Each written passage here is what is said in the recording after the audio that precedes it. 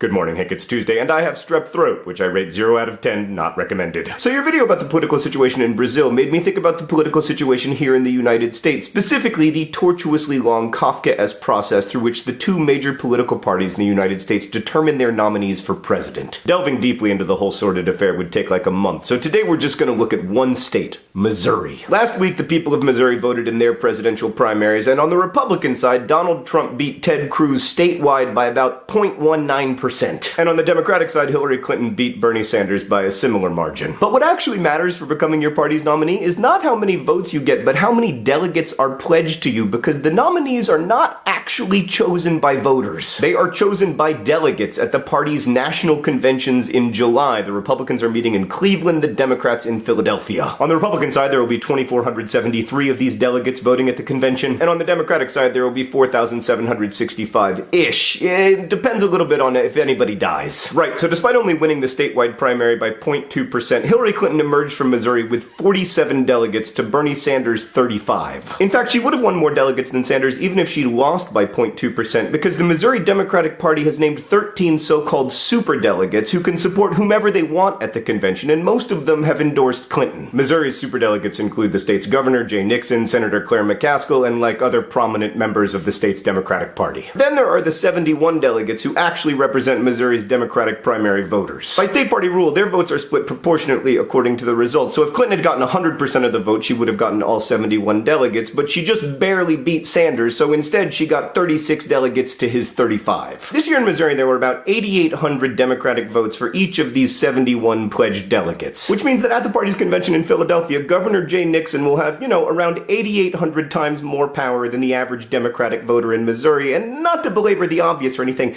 that's not a power distribution generally associated with the word democracy. But wait, there's more. Over on the Republican side, Donald Trump beat Ted Cruz very narrowly statewide, but emerged with 37 delegates to Cruz's 15. And John Kasich, who got 10% of the vote, won no delegates at all. But it wasn't all bad news for Kasich, because on the same day in Ohio, he got 47% of the Republican vote, but all of the state's 66 delegates. That's because the rules of the Republican state party in Ohio dictate that whoever gets the most votes gets all the delegates, whereas the rules created by the state party in Missouri dictate that if no one gets 50%, the winner gets 12 delegates, and then 5 delegates go to the winner of each of Missouri's 8 congressional districts. Trump won the state and 5 of the congressional districts, ergo 37 delegates. Alright, this is going to get a little complicated. A bit of context for non-Americans. There are 435 congressional districts in the United States. Each of these districts elects a congressperson every 2 years who goes to Washington and fails to pass a budget. Presumably they also do other things, but the main thing is to make sure that we don't accidentally pass a budget. Each state gets a certain number of congressional districts based on their population, and after the 2010 census, it was determined that a smaller percentage of Americans lived in Missouri, so they lost a congressional district, while fast-growing states like Arizona and Florida gained districts. But this losing a district offered the state of Missouri an opportunity to redraw its congressional boundaries. Back in 2010, there were 6 congressional districts represented by Republicans and 3 represented by Democrats. If one of those had to go, the Republicans obviously wanted it to be a majority Democratic district, which is what happened because 1, they controlled the state legislature, and 2, one of the Democratic congresspeople helped them because in that process, his district became even more Democratic. Now he's less likely to lose his job. Today, congressional districts in Missouri are drawn mostly in a way that makes the elections within them extremely lopsided. Like in 2014, the 1st congressional district in Missouri voted 73% to 21% for the Democrat. The 3rd district, meanwhile, voted 68% to 27% for the Republican, etc. But per Republican state party rules, no matter which district you win, you get the same 5 delegates. Like in Missouri's 1st congressional district, about 34,000 Republican votes were cast. In the 7th district, it was closer to 150,000. So just by virtue of living in the 1st district instead of the 7th, your Republican primary vote is 5 times more powerful. In short, Hank, all of this is extremely complicated, and none of it is particularly democratic, at least not in the straightforward way we usually imagine democracy. Political parties are weird institutions in the United States, like they're simultaneously public organizations and private clubs. They make their own rules, the rules are constantly changing, but in many cases the rules are regulated by the states. And political parties are powerful, but only insofar as their supporters allow them to have power. Also, they don't really have card-carrying members, but almost every nationally elected figure belongs to one of them. Now, some of this is a legacy from a time when the United States was openly suspicious of what we now call voting rights. I mean, for most of American history, most adults couldn't vote, and political parties served partly as a check against revolution or radical change. In fact, the nominating process has become much more democratic over time. Like as recently as 1968, only 34% of Republican delegates were chosen by primaries, and only 38% 100% of Democratic delegates. And for the last 10 election cycles in both parties, the person with the most overall primary and caucus support has also been the eventual nominee. But that may not be the case this year, and it remains to be seen who will actually wield the power when the party and the people disagree.